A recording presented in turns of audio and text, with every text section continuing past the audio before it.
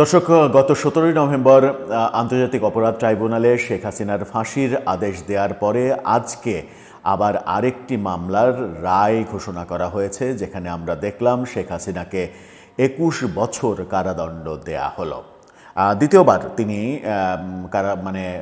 আদেশ পেলেন তার বিরুদ্ধে, একটা তো ফাঁসি আর একটা 21 বছর কারাদণ্ড। সাথে আর কার কার দেয়া হলো, কোন মামলায় দেয়া হলো, 21 বছর কারাদণ্ড যখন দেয়া হলো তখন তার নামে কতটি মামলা ছিল, সেগুলো একটু বোঝার চেষ্টা করব এবং এর পরিপ্রেক্ষিতে রাষ্ট্রপক্ষ কি ভাবছে, রাষ্ট্রপক্ষ এই যে রায়, সেই রায়ে খুশি কিনা, শেখ হাসিনার পক্ষে কোনো আইনজীবী ছিলেন কিনা, আবার বিদেশি গণমাধ্যমগুলো কি বলছে, দেশীয় গণমাধ্যম ছাড়িয়ে বিদেশি গণমাধ্যমেও ব্যাপারগুলো ফলাও করে প্রচার করা হচ্ছে, কি ঘটেছে আজকে চলুন একটু জেনে দেখে এই ভিডিওতে। থাকবেন পলিটিক্স টিভির নিয়মিত আয়োজনে।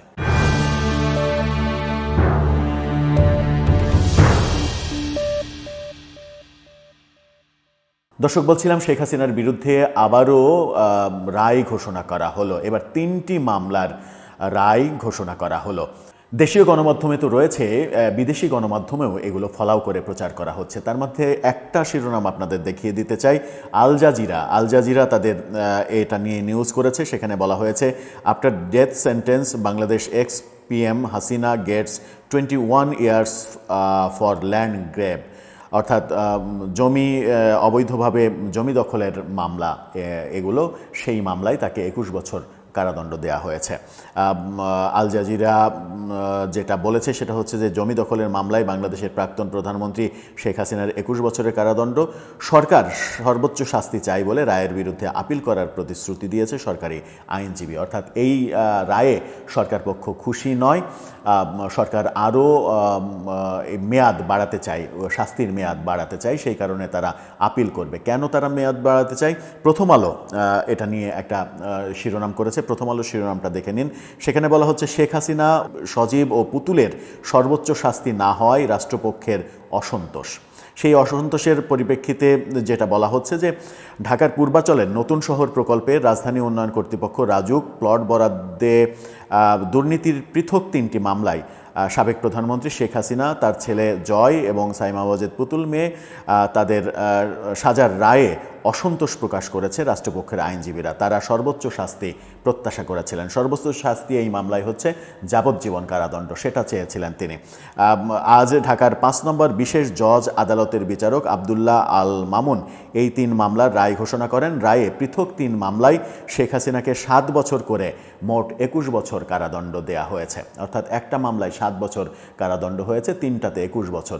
কিন্তু রাষ্ট্রপক্ষ চাইছে যে প্রতিটা মামলাতেই যাবজ্জীবন কারাদণ্ড যেন হয়। অন্যদিকে 7 বছর করে এটা যখন দেওয়া হয়েছে তখন সজীব ওয়াজেদ জয়ের 5 বছরের কারাদণ্ড ও 1 লাখ টাকা অর্থদণ্ড।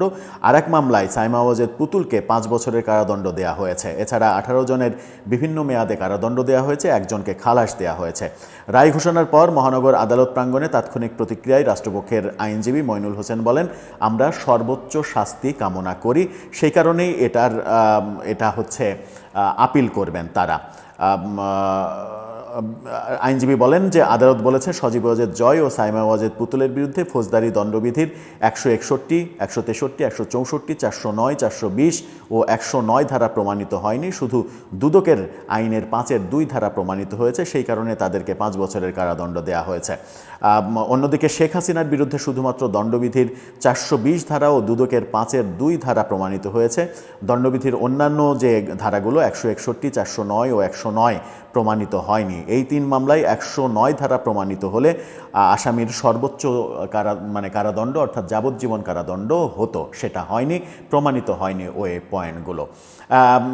একদিকে মৃত্যুদণ্ড আর একদিকে 21 বছরের কারাদণ্ড। সামনে 1 তারিখে আবার আরেকটা মামলার রায় ঘোষণা করা হবে। এরকম একের পর এক মামলা চলতে, রায় ঘোষণা আসতেই থাকবে এবং বিষয়টা শেখ হাসিনার জন্য ব্যাপকভাবে খারাপ খবরের দিকেই বোধহয় যাচ্ছে। এখন দেখার বিষয় যে আওয়ামী লীগ এটাকে কিভাবে নেয়, কিভাবে মোকাবেলা করে, শেখ হাসিনাই বা কিভাবে মোকাবেলা করেন তার এই শাস্তির ব্যাপারটাতে। দর্শক, আপনার কি মনে হয় জানিয়ে লিখতে পারেন আমাদের কমেন্ট বক্সে।